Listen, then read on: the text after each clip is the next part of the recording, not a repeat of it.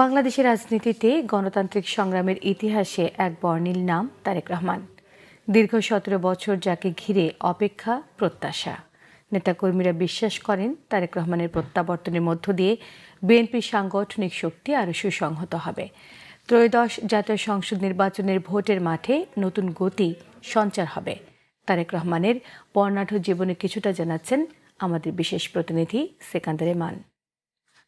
কিন্তু যত দূরেই থাকি না কেন, আমার মন পড়ে রয়েছে দেশে, আপনাদেরই মধ্যে।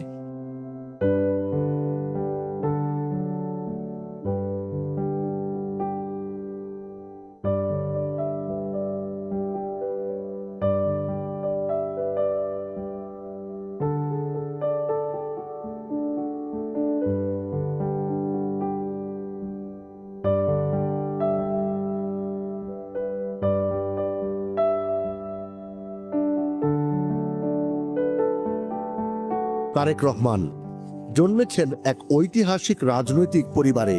তার পিতা শহীদ রাষ্ট্রপতি জিয়াউর রহমান বাংলাদেশের স্বাধীনতার ঘোষক, রণাঙ্গনের বীর মুক্তিযোদ্ধা, সেক্টর কমান্ডার ও বিএনপির প্রতিষ্ঠাতা।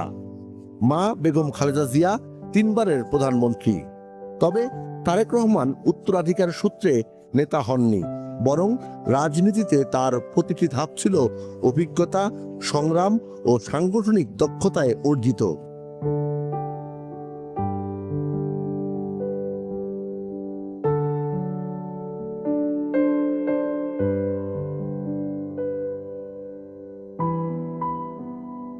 তারেক রহমানের জন্ম 1965 সালের 20 নভেম্বর।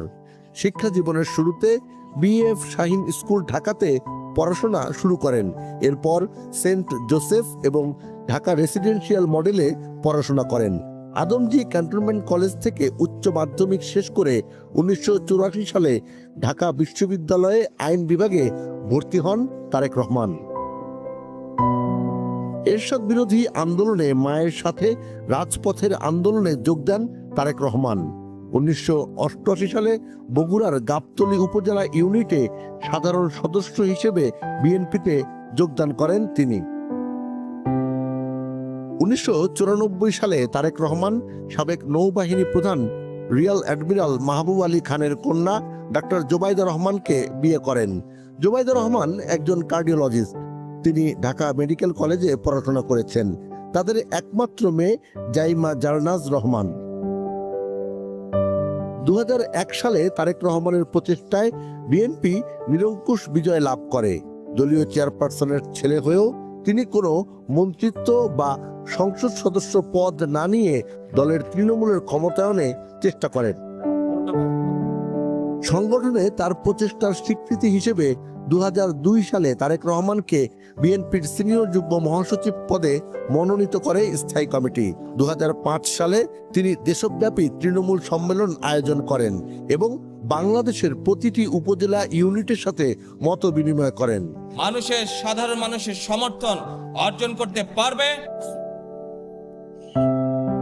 2007 সালে 1/11 পরবর্তী সেনা সমর্থিত সরকারের সময় বহু বিতর্কিত ও রাজনৈতিকভাবে প্রশ্নবিদ্ধ মামলায় তারেক রহমানকে গ্রেফতার করা হয়। রিমান্ডের নামে চালানো হয় অমানবিক নির্যাতন। একই সময়ে গ্রেফতার করা হয় তার মা বেগম খালেদা জিয়া এবং তার ছোট ভাই আরাফাত রহমান কোকোকে।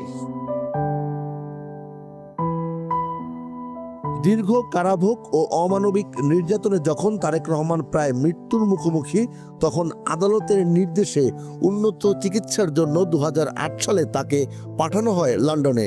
কিন্তু সেই যাত্রা ছিল না কেবল চিকিৎসার, সেটি হয়ে ওঠে জন্মভূমি থেকে এক দীর্ঘ বিচ্ছেদের শুরু। লন্ডনে 17টি বছর কেটেছে কষ্ট, বেদনা ও অনিশ্চয়তার মধ্যে। নামমাত্র প্রবাস জীবন হলেও বাস্তবে ছিল এক নীরব নির্মম নির্বাসন। দেশের বাইরে থেকেও তারেক রহমান রাজনীতি থেকে বিচ্ছিন্ন হননি।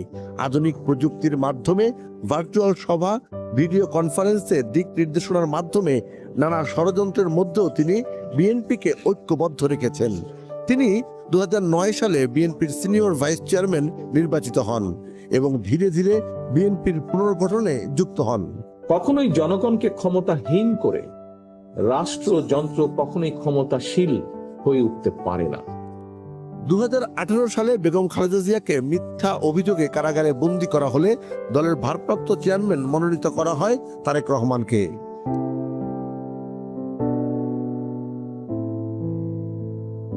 2024 সালের 5 আগস্ট স্বৈরাচার পতনের গণ অভ্যুত্থানেও নেতৃত্বে ছিলেন তারেক রহমান। ফ্যাসিবাদ বিরোধী দীর্ঘ সংগ্রামে বলিষ্ঠ কণ্ঠস্বর তারেক রহমান।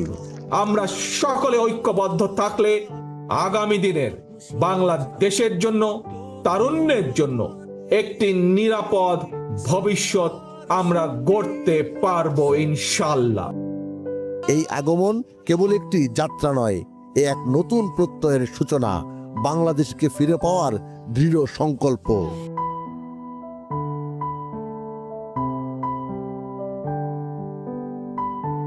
সিকান্দার রেমান, বাংলা ভিশন, ঢাকা।